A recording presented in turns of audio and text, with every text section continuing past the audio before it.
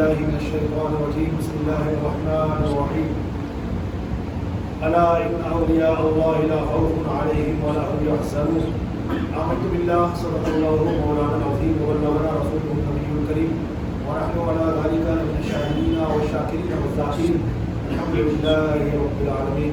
آئیے سب سے پہلے انتہائی عقیدت و محبت کے ساتھ اپنے اور ساری کائنات کے مرکز عقیدت حضور نبی محترم رسول معظم شافع امم تاجدار حرم فخر عالم فخر آدم و بنی آدم حضور احمد مجتبی حضرت مصطفیٰ صلی اللہ علیہ وسلم کی بابرکت بارگاہ میں چیز ادا کر آواز سے آواز ملا کر کے پڑھیں الصلاۃ والسلام علیک یا رسول اللہ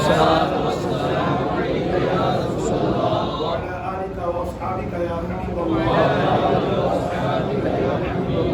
الصلاۃ والسلام علیک یا نبی اللہ وعلی آلک و اصحابک یا نور اللہ صلی اللہ تعالی علیہ وسلم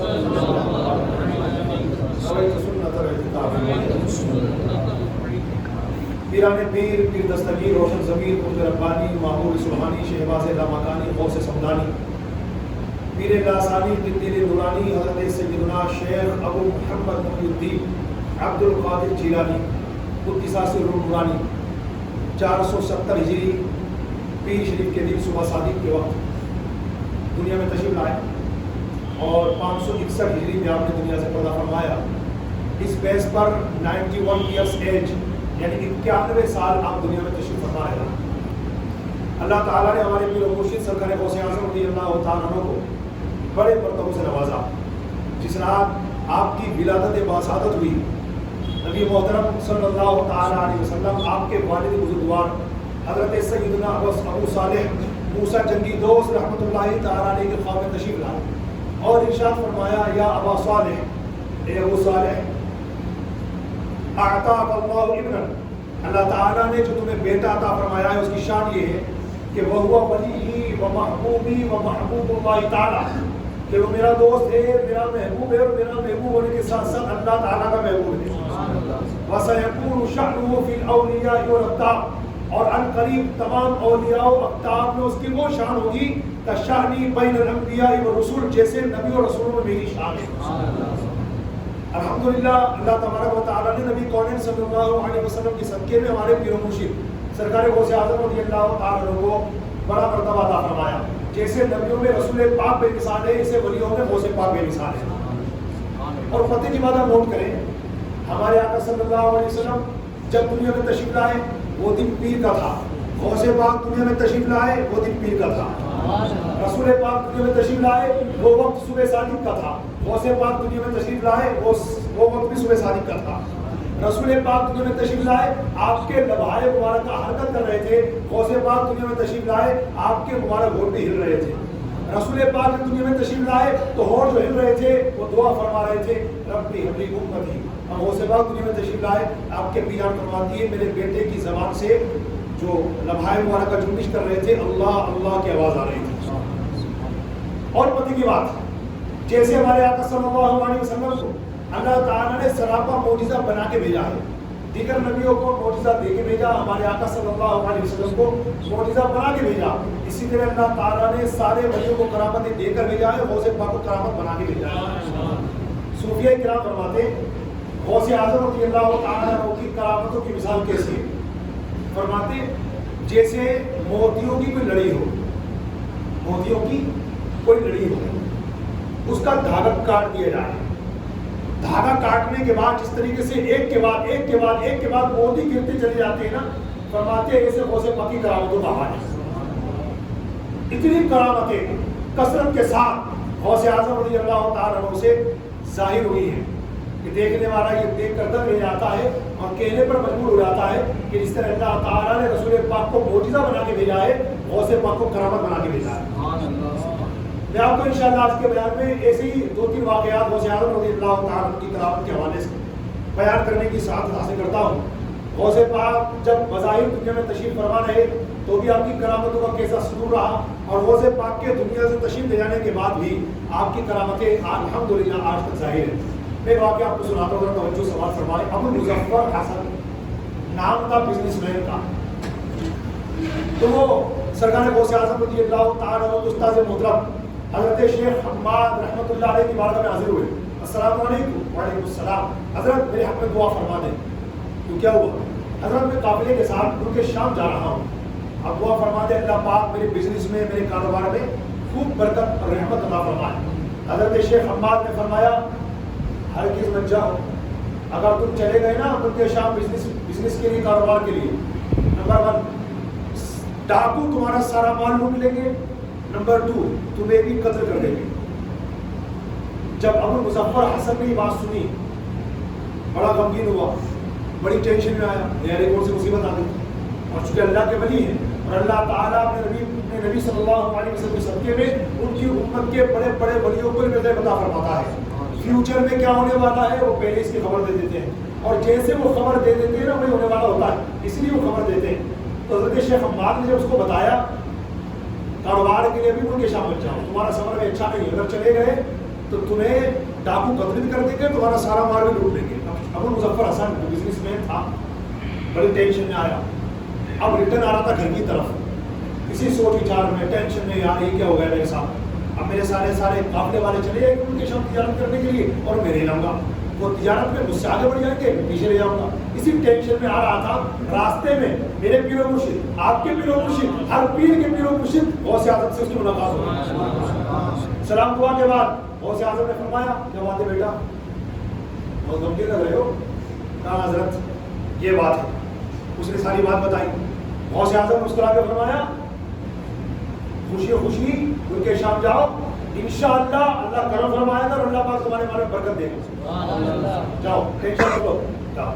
استاد محترم نے تو منع کیا کہ مت جانا, اگر چلے گئے تو ڈاکو سارا مال لوٹ لیں گے اور تمہیں قتل بھی کر دیں گے. اور یہاں غوث اعظم فرما رہے کہ جاؤ ٹینشن کی کوئی بات نہیں ہے, اللہ کو برکت دے گا. اب جب غوث پاک نے فرمایا تو یہ بزنس مین بڑا خوش ہوا, جلدی سے گھر پہنچا, تیاری تو مکمل کی, سامان اٹھایا, قافلے کے ساتھ شامل ہو گیا اور ملک شام چلا گیا. ملک شام میں اس نے تجارت کی, بزنس کیا, بہت اچھا نفع کمایا. 1000 اشرفیوں کی تھیلی لے کر کے یہ ملک شام کے شہر حلب میں پہنچا اور کہیں پر یہ اشرفیوں کی تھیلی رکھ کر کے بھول گیا. کہاں رکھی؟ نیند بہت کس کے آ رہی تھی, تھکن سے بھی چور تھا. سفر کی تھکن تو آپ جانتی ہیں کتنی خطرناک ہوتی ہے, تو سفر کی تھکن کی وجہ سے اس کو نیند آ گئی. جب نیند آئی تو اس نے ڈراؤنا خواب دیکھا. خواب یہ تھا کہ ڈاکوؤں نے اس کے قافلے پر حملہ کر دیا اور حملہ کرنے کے بعد سارا مال لوٹ لیا اور مال لوٹنے کے بعد اس کو قتل کر دیا. جیسے اس نے ڈرانا خواب دیکھا اس کی آنکھ کھل گئی, چاروں طرف دیکھا تو کوئی ڈاکو تھا نہیں. اب اس کو یاد آیا ہے وہ وہاں میرے اشرفی تھیلی کا اس جگہ پر ہے. گیا تو دیکھا جہاں اس نے جیسے رکھی تھی نا اشرفی تھیلی ویسے موجود تھی. اٹھائی بسم اللہ پڑھ کر کے خوشی خوشی بغداد واپس آیا. اب بغداد آنے کے بعد سوچنے لگا پہلے شیخ عباس سے جا کے ملوں یا غوث اعظم سے جا کے ملوں, پہلے استاد سے جا کے ملوں یا ان کے شاگرد سے جا کے ملوں. یہ سوچ رہا تھا. اتفاق سے راستے میں حضرت شیخ حماد رحمۃ اللہ تعالیٰ نے اسے آتے ہوئے نظر آئے. سلام دعا کے بعد حضرت نے مسکرا کے فرمایا جاؤ پہلے غوث اعظم سے جا کے ملاقات کرو, انہوں نے تمہاری تقدیر کے بدلنے کے بارے میں اللہ تبارک و تعالیٰ کی بارگاہ میں 17 ٹائم 17 مرتبہ دعا کی ہے, جب جا کے تقدیر بدلی ہے. اور جو معاملہ تمہارا ریئل میں یعنی فیس ٹو فیس جاگتے ہوئے ہونے والا تھا, اللہ تعالیٰ نے غوث اعظم کی دعا کی برکت سے وہ سارا معاملہ خواب میں تبدیل کر دیا. اب یہ دوڑا غوث اعظم کی خانقاہ میں پہنچا.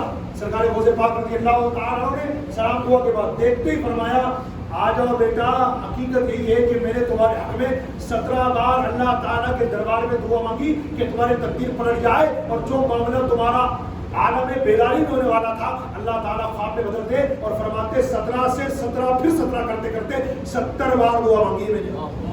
غوث پاک نے فرمایا یہ ہے غوث پاک رحمۃ اللہ تعالیٰ علیہ کہ جب اللہ تعالیٰ کے دربار میں ہاتھ اٹھا دیتے ہیں اللہ پاک انہیں مایوس نہیں کرتا, اللہ پاک ان کے ہاتھ کو خالی نہیں اٹھاتا, بھر بھر کے عطا فرماتا ہے. یعنی غوث پاک جس کے حق میں دعا کر دیتے ہیں اللہ اس کا بھی بیڑا پار کر دیتا ہے. آپ جانتے ہیں غوث اعظم رضی اللہ تعالیٰ عنہ کو 11ویں والا پیر کیوں کہا جاتا ہے؟ ہم کہتے ہیں نا 11ویں والے پیر غوث اعظم دستگیر 11ویں والے پیر. کیا آپ جانتے ہیں غوث پاک کو 11ویں والا پیر کیوں کہا جاتا ہے؟ 4 وجہوں سے.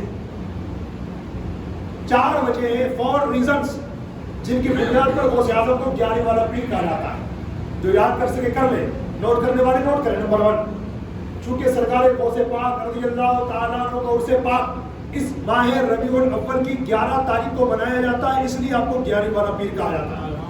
نمبر 2، آپ کا سلسلہ نسب، یعنی آپ کے والد پھر ان کے والد پھر ان کے والد پھر ان کے والد، اس طرح آپ کا سلسلہ نسب 11 واسطوں سے امام حسن تک جاتا ہے، اس لیے آپ کو 11ویں والا پیر کہا جاتا ہے۔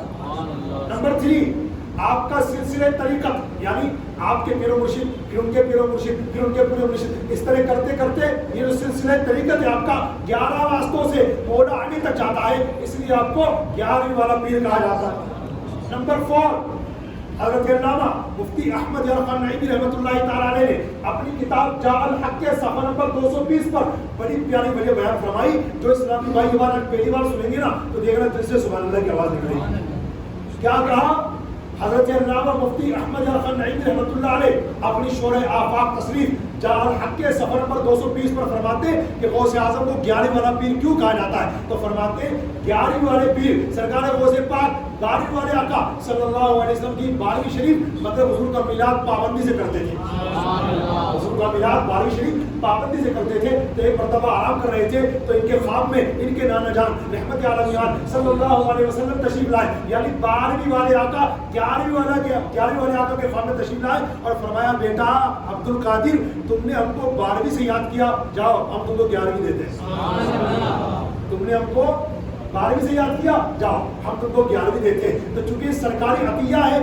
اس لیے دیکھتے دیکھتے پوری دنیا میں پھیل گیا، الحمدللہ پوری دنیا کے لاکھوں کروڑوں مسلمان آقا سرکار غوث پاک کی 11ویں مناتے ہیں، اور لاکھوں لاکھ مسلمان آپ کو ایسے ملیں گے سال میں ایک مرتبہ نہیں بڑی 11ویں آتی ہے ابھی جو گزری، صرف وہی نہیں بلکہ الحمدللہ ہر مہینے کی 11 تاریخ کو غوث پاک رضی اللہ تعالیٰ کی 11ویں مناتے ہیں۔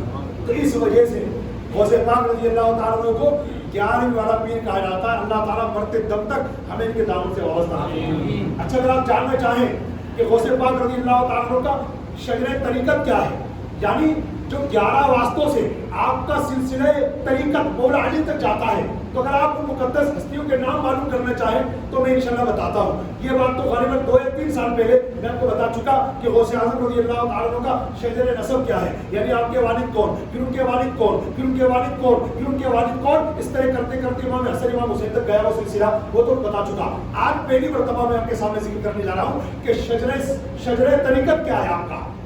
میں نے بتایا نا غوث پاک رضی اللہ تعالیٰ کو جو 11ویں والا پیر کہا جاتا ہے وہ 4 وجہوں سے کہا جاتا ہے، جس میں سے میں نے تیسری وجہ بیان کی کہ آپ کا شجرہ طریقت 11 مطلب 11 واسطوں سے مولا علی تک جاتا ہے، اس لیے آپ کو 11ویں والا پیر کہا جاتا ہے۔ تو آپ سماعت فرمائے اور پہلی مرتبہ انشاءاللہ آپ ان پیران طریقت کے نام سنیں گے تو سنیے۔ سرکار غوث پاک رضی اللہ تعالیٰ عنہ کا شجرہ طریقت 11 واسطوں سے مولا علی تک کیسے جاتا ہے سنیے۔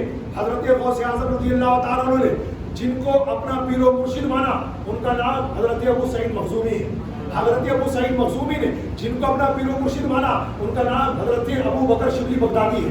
حضرت ابو بکر شبلی بغدادی نے جن کو اپنا پیر مانا ان کا نام حضرت جنید بغدادی ہے۔ حضرت جنید بغدادی نے جن کو اپنا پیر مانا ان کا نام حضرت سری سختی ہے۔ حضرت سری سختی نے جن کو اپنا پیر مانا ان کا نام حضرت معروف کرخی ہے۔ حضرت معروف کرخی نے جن کو اپنا پیر مانا ان کا نام امام علی رضا ہے۔ امام علی رضا نے جن کو اپنا پیر مانا ان کا نام امام موسیٰ کاظم ہے۔ امام موسیٰ کاظم نے جن کو اپنا پیر مانا ان کا نام امام جعفر صادق ہے۔ امام جعفر صادق نے جن کو اپنا پیر مانا ان کا نام امام محمد باقر ہے۔ امام محمد باقر نے جن کو اپنا پیر مانا ان کا نام امام زین العابدین ہے۔ امام زین العابدین نے جن کو اپنا پیر مانا ان کا نام امام حسین ہے، اور امام حسین نے جن کو اپنا پیر مانا ان کا نام مولا کائنات علیہ السلام۔ اگر آپ نے کاؤنٹ کر دیا ہو تو سبحان اللہ، نہ کیا ہو تو حسینی چینل جے پور پر جا کر بعد میں ویڈیو دیکھیے گا اور کاؤنٹ کیجئے گا کہ سرکار غوث پاک رضی اللہ تعالیٰ عنہ کا یہ سلسلہ طریقت 1 2 3 4 5 6 7 8 9 10 11 واسطوں سے مولا علی تک جاتا ہے۔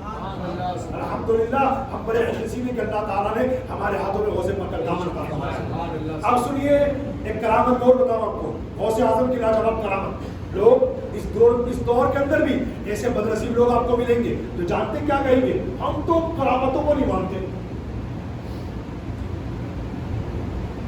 بھائی جان اس بات کو لکھ لینا، اور میں بھلے مر جاؤں آپ سے پہلے مگر آپ اس بات کو کبھی بھولنا مت۔ سنو، جو بندہ کرامت کا انکار کرتا ہے نا، سیدھا اٹیک ہوتا ہے قرآن کی آیت پر، کیونکہ قرآن پاک کی درجنوں آیتوں میں اللہ تعالیٰ نے کرامتوں کو بیان فرمایا. فار ایگزامپل حضرت سلیمان علیہ السلام کا نام کس نے نہیں سنا؟ آپ نے تخت بلقیس کو منگوانا چاہا اپنے دربار میں، آپ پڑھیے باقاعدہ قرآن مقدس میں اس کا ذکر موجود ہے. تخت بلقیس میرے پاس لایا یا کون لائے گا؟ اور جلدی لانا ہے. ایک جن قال عفریت من الجن، قرآن شریف میں الفاظ ہیں آیت میں، اس جن نے کہا حضرت سلیمان علیہ السلام مجھے اجازت دیجیے کہ آپ اپنے تخت سے کھڑے نہیں ہو پائیں گے، اس سے پہلے میں تخت بلقیس لا کے آپ کے دربار میں حاضر کروں گا. اتنی جلدی؟ حضرت سلیمان علیہ السلام نے فرمایا نہیں، مجھے اس سے بھی جلدی چاہیے. تو کیا ہوا؟ آپ کے دور کے ولی حضرت آصف بن برقیہ رحمۃ اللہ تعالی علیہ نے پرمیشن چاہیے، اجازت چاہیے کہ اللہ کے نبی سلیمان علیہ السلام مجھے اس بات کی اجازت دے، میں آپ کو وعدہ کر رہا ہوں اور آپ کو یہ مطمئن کر رہا ہوں. قرآن پاک میں باقاعدہ الفاظ موجود ہے کہ قال الذی عنده علم من الکتاب، اس بندے نے کہا جس پر اللہ نے کتاب کا علم عطا فرمایا. مطلب حضرت آصف بن برقیہ رحمۃ اللہ علیہ کہتے ہیں حضرت سلیمان علیہ السلام مجھے اجازت دیجیے، میں تخت بلقیس کو آپ کے پاس اتنی جلدی لے کر کے آؤں گا، یہ آپ کی پلکیں نہ پلکیں، یہ پلک جھپک رہی ہے نا، کتنا ٹائم لگا؟ سیکنڈ بھی بہت بڑا اس سے. بھائی آپ کے پاس بھی تو ہے نا پلکیں، جھپکا کے دیکھو ایک بار، کتنا ٹائم لگ رہا ہے؟ کتنی جلدی؟ حضرت آصف بن برقیہ نے کہا اے حضرت سلیمان علیہ السلام میں وعدہ کر رہا ہوں، آپ مجھے اجازت دیجیے بلقیس کا تخت میں آپ کے پاس اس سے بھی پہلے حاصل کر دوں گا کہ آپ کی پلک جھپکنے بھی نہ پائے گی. اجازت دی آپ نے، اور آپ نے ہاتھ بڑھایا اور زمین کے نیچے سے تخت بلقیس کو کھینچا، سلیمان علیہ السلام کو حاضر کر دیا. پلک جھپکنے کی دیر نہیں لگی، اتنی جلدی حاضر کر دیا. یہ کیا تھا؟ ہلو، یہ کیا تھا؟ اسی کو تو کرامت کہا جاتا ہے، اسی کو کرامت. قرآن شریف میں یہ اور اس کے علاوہ درجنوں مقامات پر کرامت کرامت کرامت کرامت. اگر آپ ڈیفینیشن کے طور پر کرامت کو سمجھنا چاہیں تو میں آپ کو 5 چیزیں بتاتا ہوں. دیکھو سنو، اب یاد کرنے والے یاد کر لینا، ورنہ تھوڑا سا مشکل ہے ان لوگوں کے لیے یہ بات پہلی بار سنیں گے. معجزہ، ارہاس، کرامت، معونت، استدراج، یہ 5 چیزیں، ان سب کا ثبوت قرآن سے بھی حدیث سے بھی. اب کیا کیا چیزیں، یہ 5 ڈیفینیشن کیا ہے، کس طرح ان کو آسان بھاشا میں سمجھا جائے تو میں آپ کو بتاتا ہوں. سنو، کوئی نبی، اور سے سننا، کوئی نبی جب تک اعلان نبوت نہ فرمائے اور ان سے کوئی ایسی بات ظاہر ہو جو عادتاً ظاہر نہیں ہوتی، عقل انسانی اسے قبول کرنے سے عاجز ہو جائے یا سمجھنے سے عاجز ہو جائے. مطلب بندہ سنے تو کہے ارے ایسا کیسے ہو سکتا ہے، ایسا تو کبھی ہوتا نہیں ہے. ہاں وہی بات جو کبھی ہوتی نہ ہو لیکن کسی نبی سے ہو جائے، اگر وہ ان کے اعلان نبوت فرمانے سے پہلے ہو تو اسے ارہاس کہتے ہیں، اور اعلان نبوت فرمانے کے بعد ہو اس کو معجزہ کہتے ہیں. فار ایگزامپل، آپ دیکھنا آپ کی زبان سے سبحان اللہ کیسے نہیں رہے گا. ابھی ہم نے 12ویں کا مہینہ گزارا ہے ماشاء اللہ. جہاں جہاں محفلوں میں گئے، بارش شریف کی محفلوں میں، تو حضرت حلیمہ سعدیہ کا ذکر ہوتا ہوگا، اور ہمارے آقا صلی اللہ علیہ وسلم نے اپنی مبارک انگلی سے چاند کے 2 ٹکڑے کیے، اس کا بھی ذکر آپ نے سنا ہوگا. تو ان میں سے ایک ارہاس ہے، ایک معجزہ. حضرت حلیمہ سعدیہ رضی اللہ تعالیٰ عنہ کے گھر میں جب میرے آقا علیہ السلام تھے تو بچپن شریف کا زمانہ تھا، اور آقا علیہ السلام نے اعلان نبوت کا فرمایا 40 سال کی عمر میں. تو 40 سال کی عمر میں میرے آقا نے اعلان نبوت فرمایا. تو اس سے پہلے جتنی اس طرح کی باتیں ہمارے آقا علیہ السلام سے ظاہر ہوئی انہیں ارہاس کہتے ہیں. جیسے حضرت حلیمہ سعدیہ کہتی ہے کہ میں نے خود اپنی آنکھوں سے بار بار دیکھا کہ جب مصطفیٰ جان رحمت صلی اللہ علیہ وسلم گہوارے میں ہوتے، مطلب جھولے میں ہوتے، تو فرشتے جھولا جھلاتے تھے. اس کو کیا بولتے ہیں؟ ارہاس. اور کہتی ہے حضرت حلیمہ سعدیہ کہ میں نے بار بار یہ منظر اپنی آنکھوں سے دیکھا کہ جب مصطفیٰ جان رحمت صلی اللہ علیہ وسلم گہوارے میں، مطلب جھولے میں جھولا جھولتے ہوئے چاند کی طرف اشارہ کرتے تو جس طرف آپ کی انگلی چلی جاتی چاند جھکتا چلا جاتا. اعلیٰ حضرت اسی طرف اشارہ کر کے کہا نا قصیدہ نور میں، چاند جھک جاتا جدھر انگلی اٹھاتے مہد میں، کیا ہی چلتا تھا اشاروں پر کھلونا نور کا. اس کو کیا کہا جاتا ہے؟ ارہاس. اور پیارے آقا علیہ السلام نے اعلان نبوت فرما دیا. اب اعلان نبوت فرمانے کے بعد ابو جہل جیسے بدتر گستاخ رسول اور کٹر کافروں نے نبی پاک علیہ السلام سے معجزہ طلب کیا کہ اگر آپ اللہ کے سچے پیغمبر ہیں تو معجزہ دکھائیے. آسمان کے جو چاند کے 2 ٹکڑے کیجیے. ہمارے آقا علیہ السلام نے اشارہ فرمایا، چاند کے 2 ٹکڑے ہوئے. یہ کب ہوا؟ اعلان نبوت کے بعد. اس کو کیا کہتے ہیں؟ معجزہ. اب آئیے کرامت کسے کہتے ہیں؟ اسی طرح کی وہ بات جو خلاف عادت ہو، مطلب ایسا ہوتا نہ ہو مگر کبھی ہو جائے اور کسی ولی سے ہو، اسی کو کرامت کہتے ہیں. اگر ہمارے یہاں پر کوئی بھائی ایسے موجود ہو یا اوپر مجھے سن رہے ہو، میں آپ کو نہیں دیکھ پا رہا، مجھے نہیں دیکھ پا رہے، لیکن اگر آپ میں سے کوئی ایسا بھائی تو یہاں آئے، میں آپ کے ہاتھ چومنا چاہتا ہوں.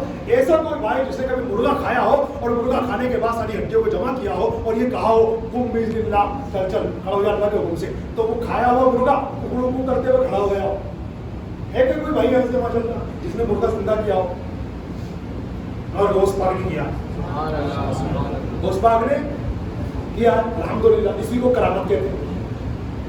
ایک بات بتاؤ، جگ میں پانی ہو، جگ میں ہے، جگ اتنا بڑا ہوتا ہے نا، کم سے کم جگ اتنا بڑا ہے، جگ میں پانی ہو اور میں آپ سے کہوں یہ گلاس ہے، ایک قطرہ ایک بوند زمین پہ نہ آئے، پورے جگ کا پانی اس گلاس میں سمو دیجیے. آپ کہیں گے امام صاحب کیسا مذاق کر رہے ہیں آپ، ایسا ہو ہی نہیں سکتا، ایسا تو ہو ہی نہیں سکتا. میں کہوں گا میرے غریب نواز نے اس سے بڑا کام کیا. آنا ساگر، آنا ساگر. اور کس کو ملا؟ خادم کو. جب خادم کوئی اشارہ کیا یا اس کا کمال ہے تو غریب نواز کا کمال کیا ہوگا؟ غریب نواز خود چلے جاتے تھے تو اللہ اکبر. تو میں بتا رہا ہوں خالی بات تو کو پتا ہے، تمہیں سمجھانا چاہ رہا ہوں کرامت کسے کہتے ہیں. ایسی بات جو خلاف عادت ہو، کبھی ایسا ہوتا نہ ہو مگر ہو جائے کسی وجہ سے، اسی کو کرامت کہتے ہیں. آپ ایک جگ کا پانی بغیر کرائے ایک گلاس میں نہیں ڈال سکتے، اور میرے غریب نواز نے پورے آنا ساگر کا پانی ایک کوزے میں ڈال دیا، ایک کوزے میں ایک پیالے میں سمو دیا. اس کو کیا بولتے ہیں؟ آپ بولو. کرامت بولتے ہیں. کتنی چیزیں ہوئی؟ تین: ارہاس، معجزہ، کرامت. چوتھی چیز معونت. معونت کا مطلب یہ ہوتا ہے کہ اسی طرح کی کوئی چیز کبھی ہوتی نہ ہو مگر ہو جائے. کس سے ہو؟ کسی عام مومن سے. مسلمان متقی پرہیزگار ہے مگر اللہ کا ولی نہیں ہے، اس سے کبھی ایسی بات ہو جائے، اسی کو معونت کہتے ہیں. پانچویں چیز لاسٹ، استدراج. استدراج کو ہم اپنی بھاشا میں کہتے ہیں جادو. کسی فاسق سے، فاجر سے، غیر مسلم سے اس طرح کی کوئی بات ہو جائے، اسی کو کیا بولتے ہیں؟ استدراج. اور یاد رکھنا ارہاس، معجزہ، کرامت، معونت، استدراج، ان پانچوں کا ثبوت قرآن پاک سے بھی ہے، حدیث پاک سے بھی ہے. یعنی سیدھا سیدھا قانون اسلام یہ نکلا کہ اگر معاذ اللہ کسی نے ان کا انکار کر دیا، out of Islam is boundary, فوراً دیر بھی لگے گی، اسلام کی باؤنڈری سے باہر نکل جائے گا. اس لیے آپ کو ان باتوں پر بھی ذرا دھیان رکھنا چاہیے. تو پھر بات کہاں سے نہیں کہاں پہنچی؟ ہم ایک عظیم کرامت غوث اعظم کی آپ کو بتا رہا ہوں. پتا کہاں پر یہ واقعہ ہوا تھا؟ ہمارے ہندوستان میں. سننا غور سے. رنجیت سنگھ کے دور حکومت کی بات ہے. ایک نام نہاد مسلمان اسی بھارت میں رہتا تھا. نام نہاد اس لیے میں اس کو کہہ رہا ہوں کہ وہ اولیاء کرام کی کرامتوں کو نہیں مانتا تھا، غوث پاک کے تصرفات کا قائل نہیں تھا. جیسے ہم لوگ عام بندے نا، عام بندے ہم لوگ جنرل، ایسے وہ غوث پاک کو بھی عام بندہ مانتا تھا. کوئی بڑا آدمی نہیں مانتا تھا، کوئی بزرگ تسلیم نہیں کرتا تھا، ان کی کرامتیں نہیں مانتا تھا. غریب نواز کی کرامتوں کا قائل نہیں، مطلب اولیاء کرام کی کرامتوں کو مانتا ہی نہیں تھا. وہ ایسا تھا، لیکن نام اس کا مسلمان تھا. تو ایسا نام نہاد مسلمان رنجیت سنگھ کے دور حکومت میں اسی ہندوستان کے سرزمین پر تھا. بدقسمتی سے وہ کسی ہندوانی شادی شدہ عورت کے عشق میں گرفتار ہو گیا. اب سوچتا تھا، چاہتا تھا کہ کسی طرح اس عورت سے میری تنہائی میں ملاقات ہو جائے. ایک مرتبہ کی بات ہے، اس ہندوانی عورت کا پتی، اس کا ہسبینڈ، اس کا شوہر ہندو، اپنی بیوی کو لے کر کے گھر سے نکلا. اسے میکے چھوڑنے جا رہا تھا اس کے گھر پر. اس نام نہاد مسلمان کو پتا چلا تو یہ بھی ان کا پیچھا کرنے لگا. اور چلتے چلتے چلتے چلتے جب وہ لوگ دونوں میاں بیوی سنسان بیابان جنگل پہنچ گئے تو اس نے آگے آ کر ان کا راستہ روک لیا. وہ دونوں پیدل تھے، یہ گھوڑے پر سوار تھا. اور جانے کے بعد ان کو روکا اور روکنے کے بعد ہمدردی کا مظاہرہ کرتے ہوئے کہا اتنی دور جاؤ گے کتنا اچھا ہوگا، دیکھو دیکھو میرا گھوڑا کتنے تیز دوڑتا ہے، آ جاؤ تم میرے سے بیٹھ جاؤ، میں تمہیں تمہارے مقام تک پہنچا دوں گا. ہندو نے صاف منع کیا کہ نہیں، ہم خود چلے جائیں گے. اس نے بہت اصرار کیا. ہندو نے دیکھ لیا کہ اس کی نیت خراب ہے تو اس نے کہا بھائی تم جاؤ، ہم خود چلے جائیں گے. ہم تو جاتے رہتے، لیکن جب اس کی ضد بڑھ گئی کہ نہیں میں تو چھوڑوں گا نہیں. اچھا چلو تم نہیں بیٹھو نا، میں بیٹھو، اپنی بیوی کو بٹھا دو، میں ذمہ داری سے بات کر رہا ہوں. اس نے کہا میں ذمہ داری سے بات کر رہا ہوں، تمہاری بیوی کو اس کے گھر حفاظت سے پہنچا دوں گا. تو ہندو نے کہا ارے اگر یہی بات ہے چلو ٹھیک ہے تم ضمانت دے دو کہ بغیر خیانت کیے ہوئے میری بیوی کو اس کے گھر تک پہنچا دو گے امانت کے ساتھ, کوئی خیانت نہیں ہوگی. وہ ہنسنے لگا, وہ نام یاد مسلمان, اور ہندو سے کہنے لگا یار بے وقوف آدمی ہوگا, اس سنسان جنگل بیابان کے اندر ضامن کہاں سے لاؤں جس کی ضمانت دوں. اتنا سننا تھا, عورت بول اٹھی, ہندوانی عورت بول اٹھی کہ مسلمان بڑے پیر صاحب کو بہت مانتے ہیں, بہت مانتے ہیں نا مسلمان, انہیں کی ضمانت دے دو تم. اب یہ نام یاد مسلمان اگرچہ غوث پاک کو مانتا نہیں تھا, غوث پاک کی کرامتوں کا تصرفات کا قائل نہیں تھا, مگر اس نے سوچا ہاں کہہ دینے میں کیا ہوتا ہے, ہاں کہہ دوں گا کہہ جاتا ہے. اس نے کہا چلو ٹھیک ہے, میں نے غوث اعظم شیخ عبد القادر جیلانی کو ضامن بنایا کہ تمہاری بیوی کو امانت داری کے ساتھ اس کے گھر تک پہنچا دوں گا. اتنا سنا ہندو جو تھا مطمئن ہو گیا کہ ٹھیک ہے غوث پاک کا نام لیا تم نے. مسلمان جن کو سر آنکھوں پر رکھتے ہیں, ان کی ہر بات پر آنکھیں بند کر لیتے ہیں, یہ حال ہے, اتنے بڑے بزرگ ہیں 11 والے پیر, تو جب تم نے ان کو ضامن بنا دیا تو مجھے کوئی ٹینشن ہی نہیں ہے. اس نے اپنی بیوی کو اس کے گھوڑے پر بٹھایا, جیسے وہ عورت اس نام نہاد مسلمان کے ساتھ گھوڑے پر بیٹھی, اس نے تلوار نکالی اور اس کے شوہر کا سر تن سے جدا کر دیا, کاٹ ڈالا. وہ ہندو بیچارہ تڑپ تڑپ کے ٹھنڈا ہو گیا, اور اس نے گھوڑے کو ایڑ لگائی اور دوڑنے لگا.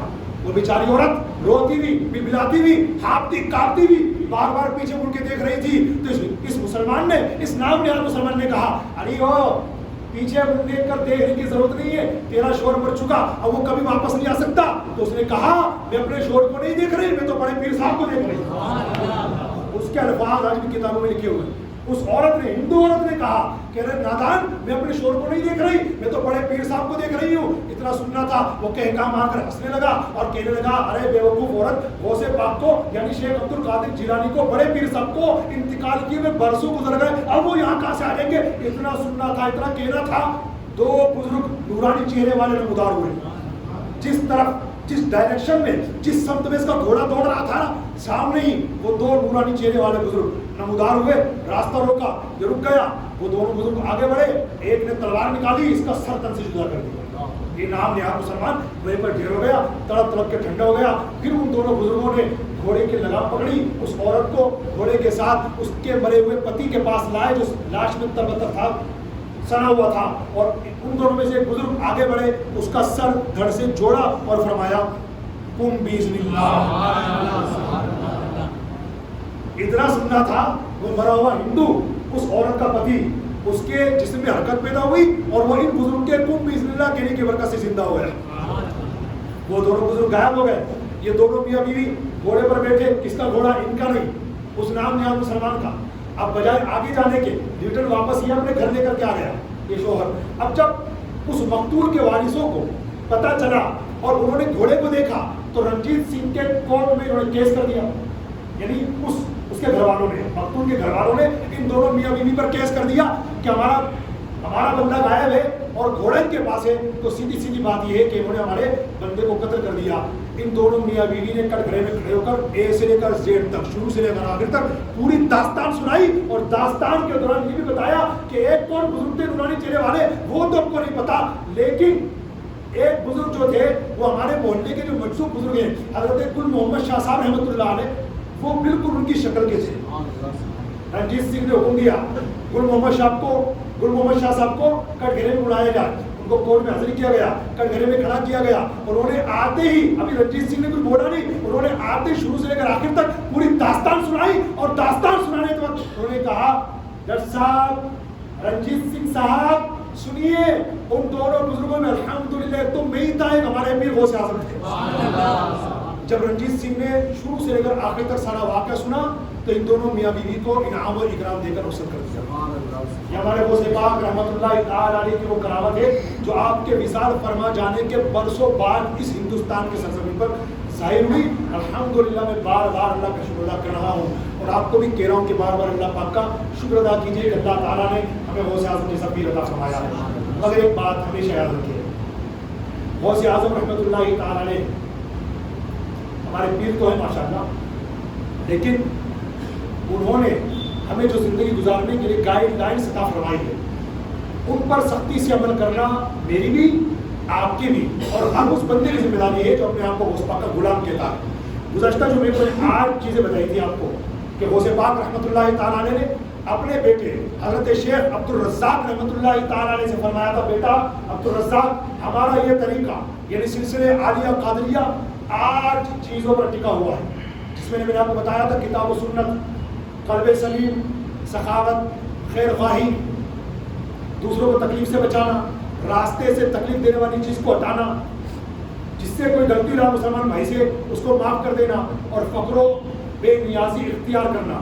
یہ 8 چیزیں غوث اعظم نے بتائی۔ ان 8 چیزوں پر ہمارا اور آپ کا کتنا عمل ہے، ہمیں اس پر غور کرنا چاہیے، اور ہمیں اس کے حوالے سے بالکل چوکنے ہو کر کے غوث پاک جیسا چاہتے ہیں اس کے مطابق ہمیں عمل کرنا چاہیے۔ ورنہ یاد رکھیے گا، ہم ان چیزوں پر عمل نہیں کرتے اور اپنے آپ کو قادری کہتے ہیں تو ٹھیک ہی کہتے رہیں، مگر جیسے غوث اعظم چاہتے ہیں کہ میرے مرید بنے، ایسے مرید نہیں ہے۔